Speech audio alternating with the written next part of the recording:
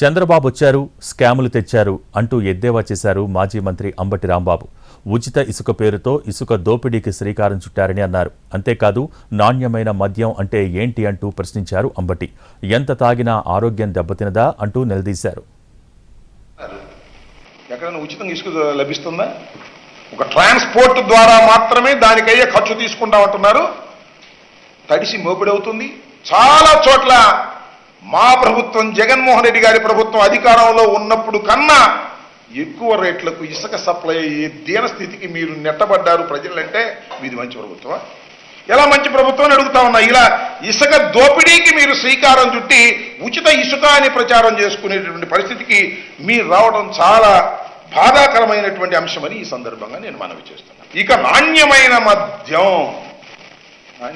అంటే ఏంటో మరి నాకు అర్థం కాదా? ఎంత తాగినా ఆరోగ్యం దెబ్బతిందా? అంత నాణ్యమైనటువంటి మద్యాన్ని మీరు సప్లై చేయబోతున్నారా? నాణ్యమైనటువంటి మద్యాన్ని సప్లై చేయడానికి మీకు ఎక్కడి నుంచి వనరులు వచ్చాయని అడుగుతా ఉన్నా. మద్యమేగా తీసేయండి. ఇక మద్యం తాగటం హానికరం అనే పదాన్ని తీసేయండి. నాణ్యమైన మద్యం ఎంతైనా తాగండి.